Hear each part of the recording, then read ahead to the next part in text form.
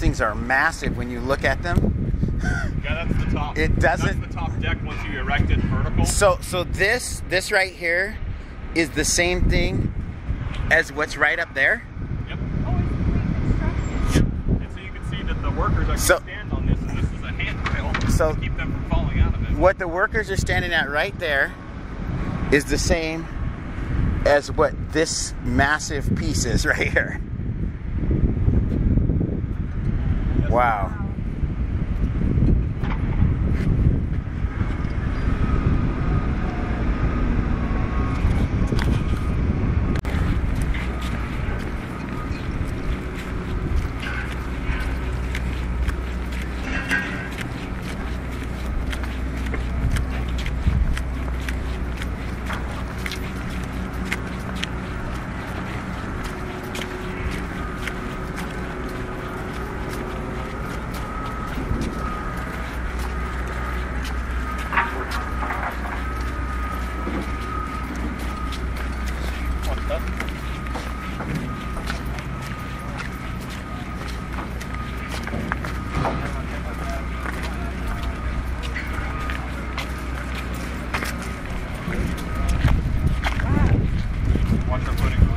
Okay.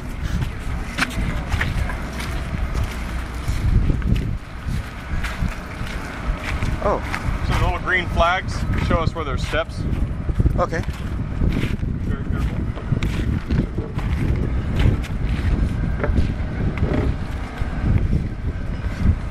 So now what we're walking down onto is this is what the leveling concrete was. So you can see the slab thickness now. This is the uppermost slab. We call it the erosion resistant concrete. That's the surface that's actually going to obviously make contact with water coming down the spillway gates. So that slab's now 30 inches at a minimum. So we actually built that off of this foundation, what we call leveling concrete. And really clearly you can see one of these anchors right here. So these anchors are 25 feet or 15 feet in depth. They're 2-inch, it looks like basically rebar, and they have this big plate here. So when they actually come back through here, we're going to form this up. This is the size of a slab right about here. We'll form this up, and we'll actually attach the formwork and the concrete. Some of the rebar will be attached to this to hold the whole slab down. So now we have all of these anchors that are tied down really deep into bedrock. And this is new concrete? This is new concrete. We blew up all the concrete in this area. We removed it all, went down to bedrock, cleaned it down, made it spotless down the bottom like we showed below. And then we've drilled these anchors through it, routed the anchors in place. They actually pull test them to make sure that they're solid. This is the reinforced that they were talking about. Yeah. So this is, we're probably standing on anywhere between 5 and 10 feet of concrete right here. And then we're going to still pour another 30 inches on top of that. So it gives you an idea of how stout this is. So we really wanted to make sure we had a good foundation. We wanted to make sure that connection to the foundation was good. So it had to be clean. We wanted to have it tied all the way through. And then ultimately we have double rebar mats that come into this whole section here. So. Now the reinforcement that you put into bedrock, these big ties here, yes, those are new construction. I mean, in that they didn't do those before. We did anchors before, but we only had them about 5 foot in length. That's what was kind of the acceptable standard in 1960s. Gotcha. And so they had those out here, at not quite the same frequency, but they had a significant amount of those. But the problem is that the actual foundation cleaning was not nearly as clean as what we do now. Now on this job it was easier to say, rather than trying to figure out kind of a specification for it, we just said, let's just clean it all the way. And Chute agreed. They just said, we have the people, let's just clean it all the way, let's get it spotless, and then nobody had to argue about how nice it was done. So rather than trying to have something in the middle where... This was in addition from the first schedule. The initial First. It was, I believe it was part of the initial talks, with that first design of trying to figure out how well the foundation prep needed to be done. Oh. And ultimately Chute came, Chute met with us, and we all agreed that was just going to be the best way forward. Just clean it all the way and never worry about it again. So that's awesome. Those are the same people we saw who were actually taking shop vacs and vacuuming off all the rocks and the dirt and everything in there. So those poor guys had to have to implement those plans that the design team and Chute came up with. But yes, that's the group that has to do that. That's backbreaking work, and obviously when it was 110, 115 degrees out here, it probably wasn't the funnest job on the job site. But every bit of this had that same scrutiny. Every bit of it has to be cleaned, cleared, and then approved by the engineers. So wow, a lot of work.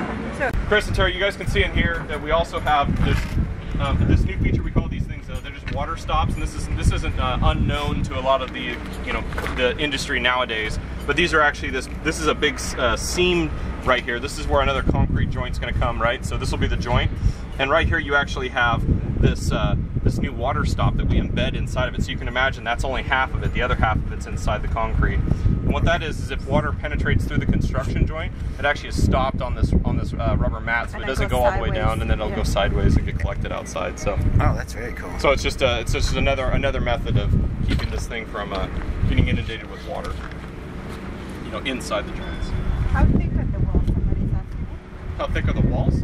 The walls over here are 5.5 feet, 5 feet I think, at the base, and they actually taper upward. Remember I was mentioning they taper up to about 2 feet at the top. Yeah. So that's all part of that design. And again, that means the rebar is a little bit narrower than that because it has to be inset. How the main access is out there? What's that? How the main access? They actually have to climb down inside the rebar, which is about this far apart at the top. Wow. We can go look at it in a minute, but I want to show you the form work up here. These guys are tying rebar off. We can show you some of that, and that'll be a great probably addition to showing all of the foundation prep and everything else. Kind of the next step, where we were just at is they actually put the form boards up around the outside of the pour.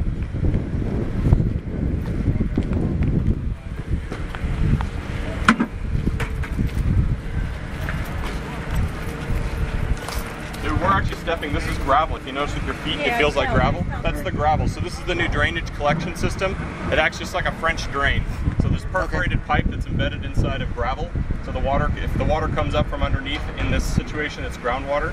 As it comes up underneath, it gets collected into the drain pipes. It runs out to the outside edges, goes downhill, and then it actually pokes back inside the walls. So you'll see there's some holes in the walls that come in at an angle. That's where those drain pipes are actually coming, but those drains are associated way back here, so they get collected on the outside and they run way down the hill and then they hook back in. But you can see there's a filter fabric over the top of it, so that we actually can keep out the silt and the debris during construction out of this area. Very cool. But right up here you guys can see this is that form work that I was talking to, and then you can actually see the rebar that's getting tied off. Now, the green rebar, people aren't really familiar with that. Green rebar is actually epoxy coated rebar, and it's to prevent corrosion. So we didn't know what the original failure mode was for the spillway. So we wanted to make sure if it happened to have been rebar that was corroding, we're going to prevent that in the future. So we are installing epoxy coated rebar on the top mat. The bottom mat is your normal uncoated rebar. So you'll see the bottom has the regular gray color. Show you that right there. And that's all still the same length, though, right? I mean, same width. Yeah, it's the same thickness of rebar. I believe that these are number 8 bars, which is 1-inch diameter rebar. The original construction called for, I believe, 5/8 rebar or number 5 rebar. So it's significantly thicker, and now we have 2 mats of it.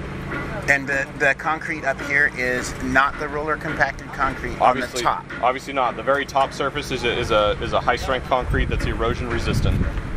So that's part of the mix design, additives, air entrainment, all of those things are very specific to try to make this a concrete that doesn't want to break apart with water flowing over it at high speed. And this is poured in more of the traditional way? Yes, this will actually be poured. We'll actually have pump trucks they'll actually have a big boom that comes over the top, and they actually pump out here. So some of our workers will actually be out here. They'll be trimming in the concrete in between these bars. When they come back, they vibrate it into place to make sure we get all the air bubbles out.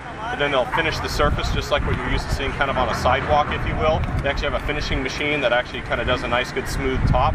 And then they'll actually cover it with plastic and burlap to keep moisture inside of it. Again, for curing, make sure it cures nice. I don't know that I can see any that we just poured today, but some of these slabs up here have just been poured very recently. So you can see there's a couple of them that are getting tied off, so in the next couple of days, these will get poured out. And then they'll just keep working their way back down. You can look behind us back to where you just not much left. Everything else was done up until just what we're standing in. So we're kind of in the last pull here, if you will. Yeah, it's very close to the end. Gentlemen are probably getting very tired of tying rebar. Oh yeah. So that actually shows kind of how this is all be poured in concrete, and those anchors keep it held all the way down so that we don't have anything wanting to pop up if we had a lot of ground pressure, or underwater ground pressure. Underground water pressure. The workers are locals or specialists? So Kiewit did some research. They've about 25% of the workers that they've hired on site were from Butte County. The other 90% total are from what we consider NorCal, so north of the Bay Area. So there's a lot of locals, and at least in the North State, that are getting work out of here. Currently, they have about 600 to 700 employees on site. That includes some of their management staff or managerial staff, and administration, and construction inspection. So very busy job site. They're still working 24/7. So these guys are on the end run. And a lot of hard work. I'm sure it's much easier now when the weather is better. I'm sure they enjoy the cooler temperatures and this nice little breeze we have. Watch, that horns, that crane is moving and operating, so we don't want to be underneath his load, or at least have a good eye on it.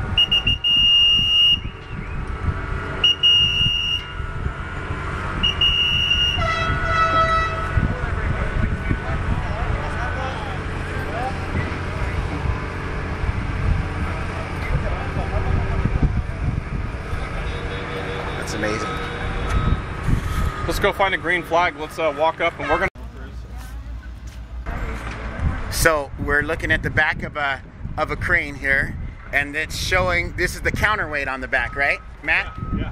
And it looks like we got, is that 5.1 tons, and then 60 tons, and then 14.5 tons, all of that as a counterweight for that crane? Yeah, so you could add those up. It gives you a rough tonnage of what this thing's anticipated to hold. Holy cow. So that means that this concrete can take a lot. Oh yeah, just sitting here and you got all that weight. Sitting here, that's... Yeah, I'm not super worried about sitting on the concrete. Yeah, but yeah. It's like, I don't want it to be my fault. So somebody was asking about the thickness of walls, Terry, so why don't we look right here, you can get an idea. Here's the new wall thickness. So they look a little narrower right here, so they do vary as we go up towards the top, but I believe that's about 5 feet thick here on the Oh, and I see what you're saying. It actually tapers in towards us at the bottom. It tapers in. So as you look up at the top is if you can kind of see as you're scrolling all the way up, you can see that it actually gets narrower. So somebody's got to squeeze in here, which down here doesn't look too bad. But right. If you look up at the top, and it's not very big. And that is for the person can go up? Yep, the people, that's not a ladder. Those are actually bars in there. If you're referring to those bars inside, that's actually just a slip joint to keep the next pour tied together so that it doesn't want to slide away from each other. Oh, and these two also have the water barriers. Yep, they do. So all the construction joints now have a water barrier. Which didn't have before. No, that was not a common thing that was really done in the past. Yeah. So we didn't have computers back then. We couldn't simulate and model a lot of these things unless we did it by hand. It's a different world that we live in now as far as what we know. But then it was grandiose. Yeah, back then it was a big build, and nowadays it's a really big build.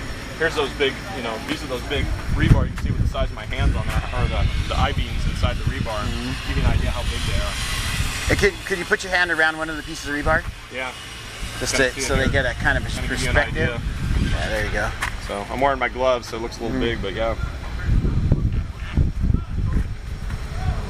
And that goes. How? You can see that the end of the rebar. So I don't know if the slab has been forced quite yet, but you probably look in here and find out. I'd be careful long enough. How long the rebar bars are? You can see the rebar sticking out of the form, so it's very complicated form work too. They don't just flop them up and they're ready to pour. Right. They got to get the ends capped, and they have to have rebar tied through it. So when they actually pull this off, they got to pull off that plate that has all the pegs sticking through it. So if you can imagine, those are made for slip joints. They can actually slide just a little bit inside so that it doesn't crack the rebar. It's like a cast. Yeah, it's a big cast. And how long is the entire spillway? They do this wall goes down the entire spillway, right? Yeah, so there is a gap right now for this season. There's a gap at the roller compacted section that had those other walls that were kind of fat and wide. They look more like, almost like if you tied it all together, it would look like a levee or something. But those walls are actually temporary just for this season. So we didn't have enough time in one construction season to do the whole thing. So we bit off as much as we could chew. And that section has to be kind of a lower rating for this year. So that's the reason why our limitation, after November 1st is going to be, once we're able to use this, it's going to be about 100,000 CFS. We're going to return this to its original design capacity of 270,000 CFS. Obviously, we don't want to use that, but those are for we have a huge reservoir above us and a big watershed, and so if we had a really epic storm, last year was busy and really wet, but if we had a really like a biblical flood style, end all kind of rainstorm, we need to be able to deal with that so we don't lose Oroville Dam. Because if you lose Oroville Dam, obviously that would flood everything all the way down to West Sacramento and beyond. So it'd be devastating. So these structures are made to handle the flood capacities that we have. So we'll talk about that at the emergency spillway too. There's a reason why it's as big as it is. It's really for the big, huge event that we've never seen yet. So. And the length of this wall that they have here? So the length of the wall, the length of the entire chute is about 3,050 feet long from the gate structure all the way down to the dentates of the dragon's teeth at the bottom, energy dissipators. So the whole chute's about 3,000 foot long. We basically have, this year we'll have replaced approximately a little over 2,000 feet of that. So there's going to be about 700 feet of it left up here that we need to finish up next season. It's getting stabilized for the year, and then next year we'll come back. We'll actually demolish all of this and we'll replace it just like with the construction you see behind us. Wow. So. Watch this underground stuff.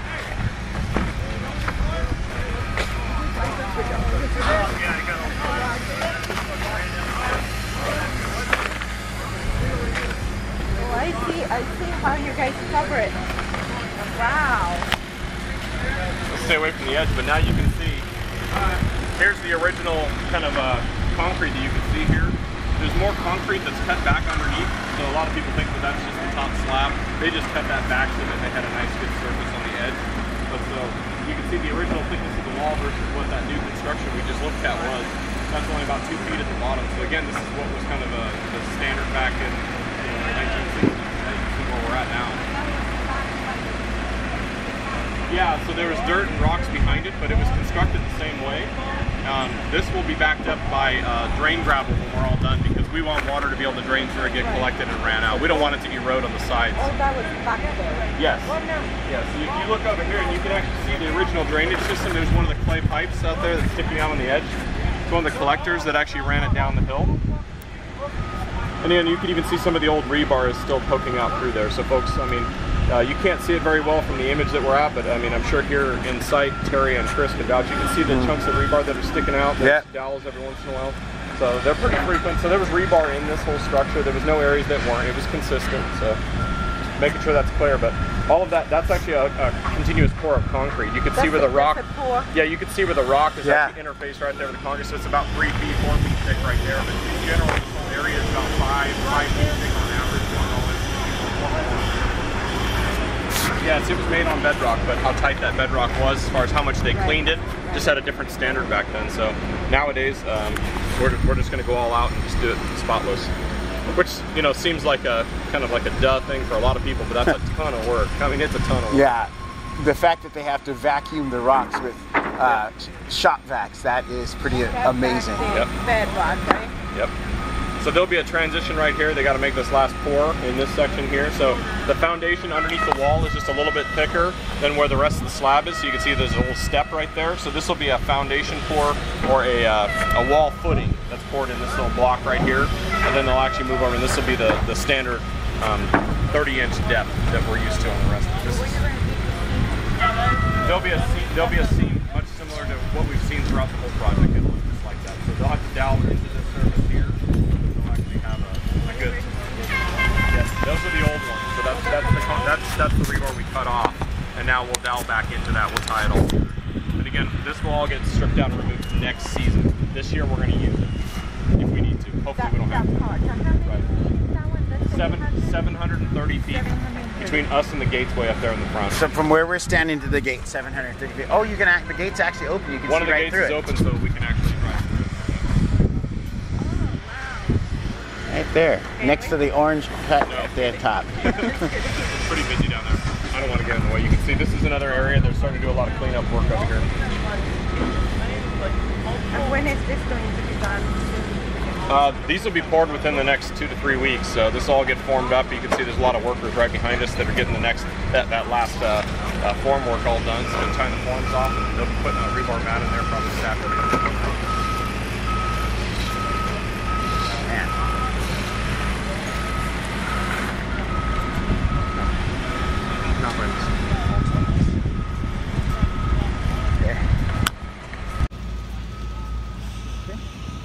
I'm clear. We're just going to walk back. That's pretty much what I have for the shoot. Okay.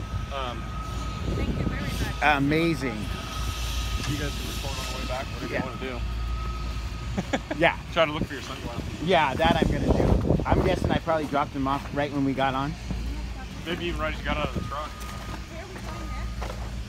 Yeah, where's our next destination?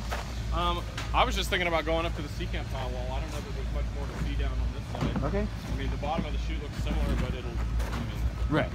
It looks just like this. So I don't know how much You hit the value construction points already, right? Yeah. I'm impressed with the scope even before I was impressed with the scope, but now, you know, actually being on it and seeing it, it's amazing. And you, my young friend, are probably the most knowledgeable person I've seen in a long, long time. you really know this all just down pat. Well, we're part of the comm team, and so right, you have to. I'm there as the engineer that can actually, I know what they're doing, but also, right. You know, I hear all the things that they're trying to get out to the public, and they all have to go run around in Sacramento and try to ask all these questions. Right. It's like, are these are bolted in? Yeah, they actually bolt them in, then they'll have to grout behind them. Big grout? They'll grout behind them. Oh, got it. They'll grout, like there's a super grout that they're using to pull up on the main anchors, and they'll just use it for that. It's like 7,000 psi at 7 days. And that so stronger than the concrete. Right, exactly.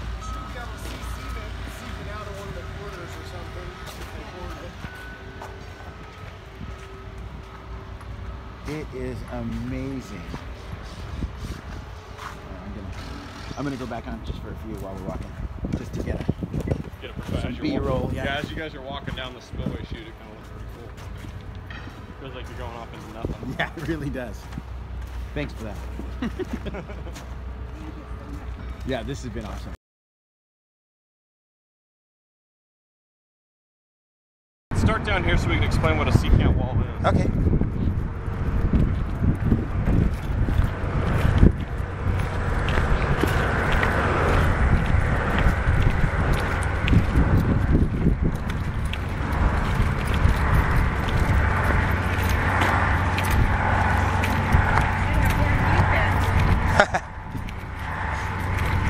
Elbow pads for you too.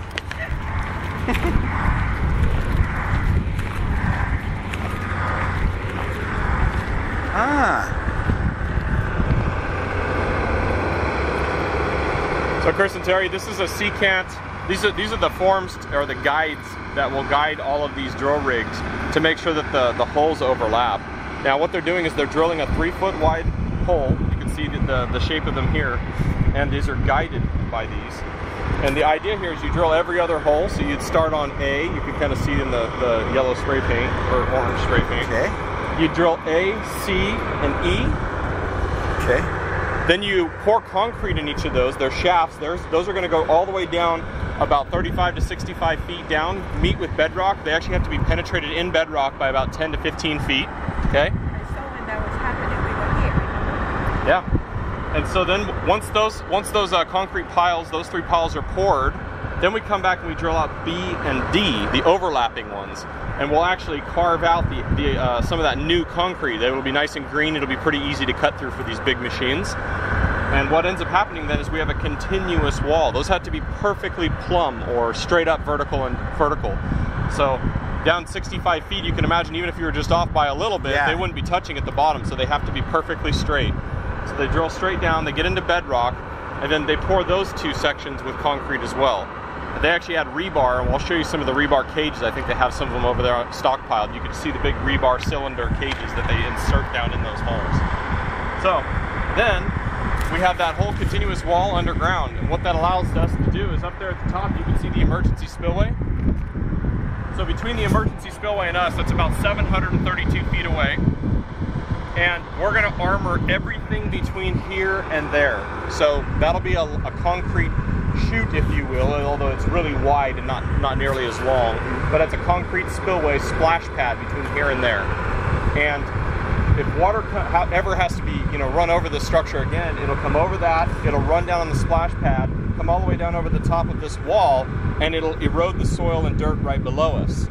However, it will not be able to get all the way down into the bedrock and underneath, and headward erosion will be stopped by this secant pile cutoff wall. Gotcha. The erosion will be cut off. So that's the word cut off. So that's the purpose of this wall. So think of an underground wall. And And again, what we're standing on would be eroded away. The upper surface would be eroded away until you got down to that good hard crust bedrock, like what we eventually saw down once we got down deep in the spillway. How high will this stick above the ground?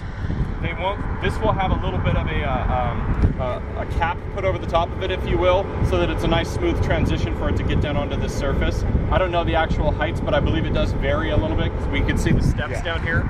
So I believe the cap will have a slightly different thickness depending on where we're at. But this is how that structure will work, and it'll be abutted right up to the top of all that concrete on the backside.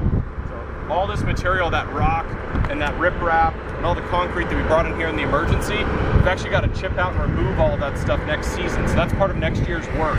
So this year, these guys should be really close to done by the end of December. Hopefully they're done by then, but if not, they can work a little bit in the rain if they need to on this side. Okay. So definitely December 31st is their deadline. But again, if we have to, if something stops us, we do have the flexibility on this side to keep them working. The Spillway Chute, on the other hand, that needs to be done on November 1. So they'll be cleaning up, and as we just saw, you can see they're very near completion of that structure. Yes. So that's kind of the main things I want to make sure everyone's understanding on, online. They can see that the construction's getting really close, and that November 1 deadline just means we can use that if we need to.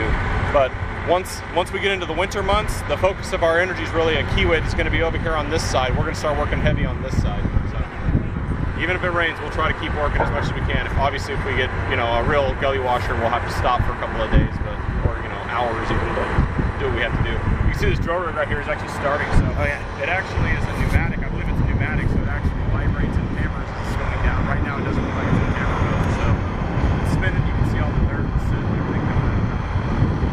So they hit good hard rock, and then it just chips it down and grinds it down into a pulp, and then they actually have to pull it out after a while. They'll add water to it if they need to. Wow. That's actually just the grindings of the dirt rock below us.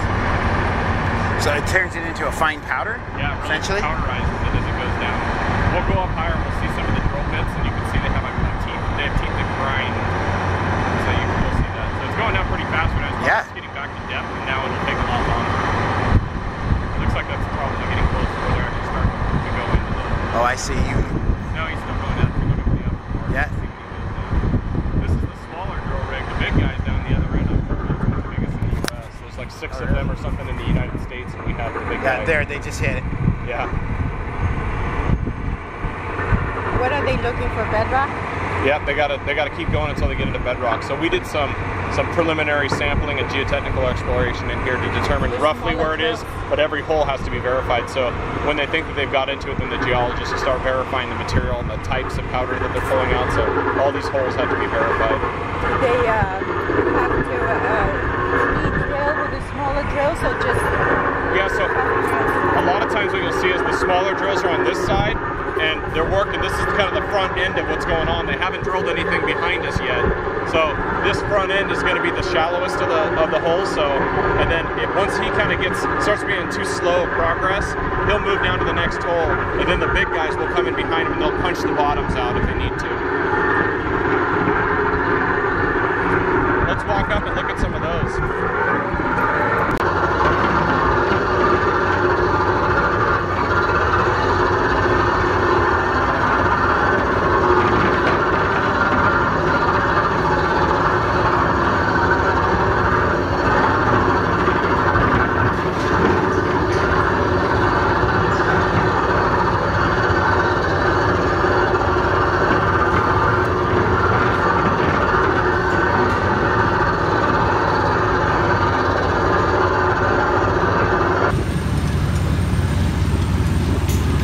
There's the bits right there. Yeah. Try to get up where it's not loud. Yeah.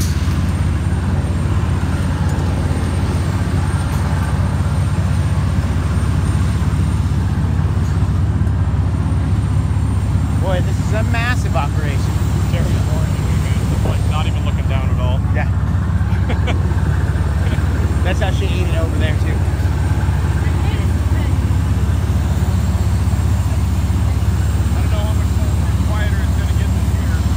Okay. Right next to the sun.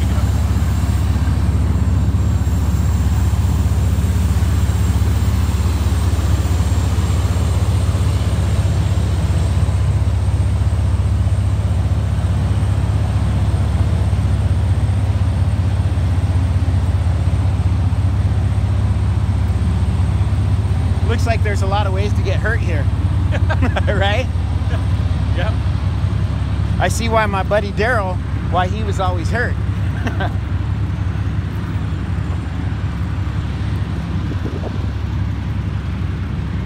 This is probably as good as any.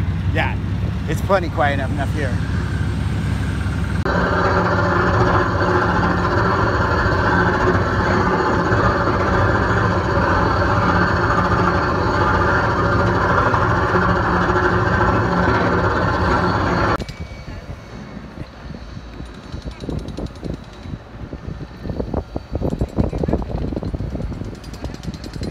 So Matt, we were just down there, right? Yeah. Yeah, so what I wanted to highlight, are you on, Terry? So what I wanted to point out, Chris, yeah, we just came from down in the chute, and right down here at the base, you can actually see, and we can hear some jackhammers that are going. And so they've identified some of the weak areas and things that were in this chute, some of the little areas that we want to reinforce. And so they're chipping out. You can see some of the original rebars being exposed. So then they'll go back, they'll make those repairs. They'll actually pour in a new concrete or a grout mixture. I'm not sure exactly which venue that goes down, but more likely it's kind of a concrete. And then we'll seal off some of these cracks and joints and things like that. There's some other areas that have been identified, and we'll seal it up and get all this stuff out of here. So this is all the work that's continuing up until the November 1 deadline, and we're trying to get all this stuff done. So this is the upper chute that we're keeping for one season. This next season, the next year we'll come in and we'll demolish all of this, and we'll replace it with what we just saw down below. And the upper chute work that they're doing here is just for this season? Yes, yeah, because next year we're actually going to demolish all of this stuff. So just to make sure that this can also withstand the 100,000 psi that you guys are shooting for. CFS. Yes. CFS. I'm sorry. Sorry for CFS. That's my problem. Yeah. So why don't we look right behind us, guys, and you can see our first line of defense to not use that is we have Lake Oroville drawn down quite a bit. So obviously we've seen this before down at this elevation. Not that anybody likes it being this low, but here, let's we need to get this down. To make sure we have every bit of storage that we can to prevent having to use the spillway if at all possible. So it's going to be prepped and ready for up to 100,000 CFS. But again, this is our first line of defense. Is what you're looking at right now is pulling the lake down. It's about elevation 701, 702 right now. So the very top, the bathtub ring, if you will, where all the trees are, is at elevation 900. So there's 200 foot of storage, vertically. And that equates to almost 2.5 million acre feet. It's about a little over 2 million acre feet of storage right now. So the reservoir is capable of holding 3.5. So we've got more than half the pool is empty and ready for winter this year. And hopefully we don't need all of it. Hopefully we have kind of a normal water year this year, or a little dry if anything. What is the normal expectations of the reservoir being filled? What's a normal year? So normal, really that correlates to precipitation. I think an average precipitation for this basin somewhere around 40 inches per year. Last year I think we had over 80. So just to give you some perspective. So we double what the normal is. Expect the same thing. So it could be wet, it could be dry. It's there's some long-term forecasts that are probably showing each direction. So again, we're open for something average or lower. If it's average or lower, we have enough flood storage that we should be able to retain all those storms really well without even having to touch this spillway. So.